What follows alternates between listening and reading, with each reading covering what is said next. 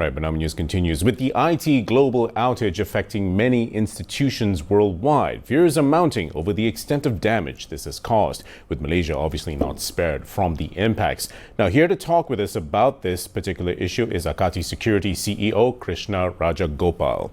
Krishna, thanks so very much for joining us this evening, especially. A lot of things have been happening, of course. Now, this global IT outage was caused by a faulty update, from what I understand, from Windows Update, in fact, by Microsoft, by the cybersecurity provider CrowdStrike for Microsoft Windows. Now, let's just begin with, was this something that could have been avoided by the cybersecurity provider? Hi, Kevin. Yes.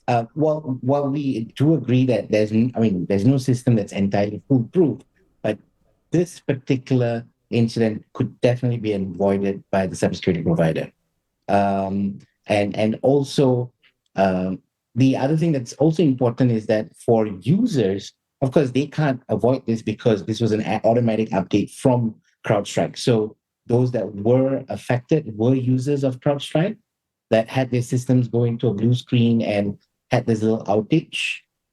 We have to then remember as users, well, we couldn't have prevented it, but here's the lesson learned on not to put your eggs all in one basket. Take your decisions on selecting tools with a little bit more a risk-based approach, have more due diligence. And there's a famous concept by Gartner that talks about composable security. I think this is a good time to practice it as well as have proper crisis management.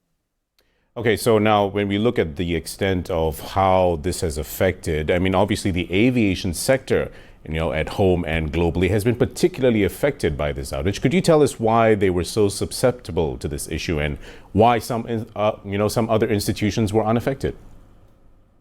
Well, good point, Kevin. So there are two reasons. Number one, obviously, the ones who were affected were customers of CrowdStrike, and their systems were all online. And there was one particular peculiarity with CrowdStrike, which is actually an endpoint protection and endpoint detection response. What we in the olden days know of as antivirus, right? Which has evolved. So that's basically what CrowdStrike is. So for those customers that used CrowdStrike on their platforms, and had it open, they were badly affected. There were some organizations in the aviation sector that used other products. They were not customers of CrowdStrike, and they were obviously not affected. Plus, there were some customers that were in the aviation sector. However, they had air gap systems. They had systems that were not directly connected with CrowdStrike. Hence, they were spared, and they were not affected. That was the main two reasons why some of them were affected and some of them weren't. So this basically depends on whether the systems they have is actually directly connected to CrowdStrike. So that would be the reason why those particular systems were affected by this particular faulty update. That's true, Ken. Okay, so now let's look at this faulty update. Now, normally before an update is released, there should have been some tests conducted. I mean, like with any update that you release, for a platform such as Windows, for example, I mean, you would conduct some tests to ensure that it's not detrimental in any form. Now, shouldn't have CrowdStrike sort of tested this update before releasing it globally? Oh, most definitely. They should have. And Kevin, I mean, I've been in the industry for a long time, and when we were much younger, we were all hoping for an apocalypse at the Y2K. That didn't happen. Yeah, that's But right. That's today, right. Yes. CrowdStrike, it did. Yeah, exactly. And this was supposed to protect systems, yet it sent them in mayhem. So it was a disaster.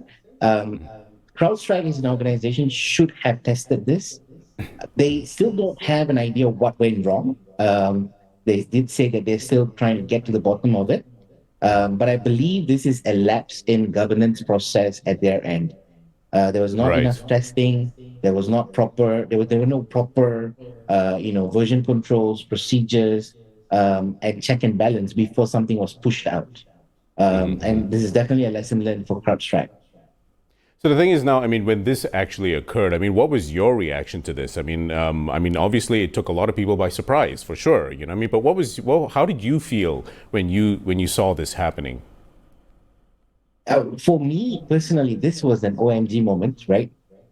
Simply because um, the two reasons. Number one is, like what I said, uh, the industry, specifically when they make choices for cybersecurity products, we tend to have a herd mentality, right? We tend to look at what the neighbor next door is buying, and then we just buy it. Now this is a lesson learned for everyone who has done that, to rethink your buying decisions.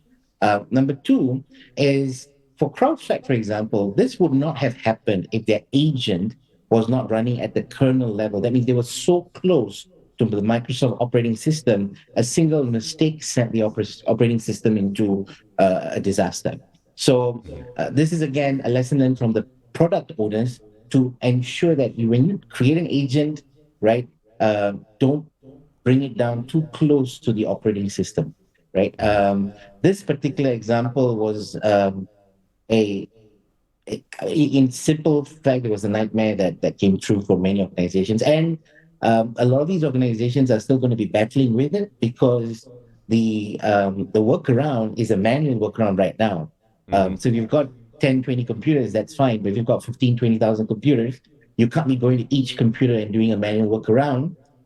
So for a lot of people, that goes their weekend.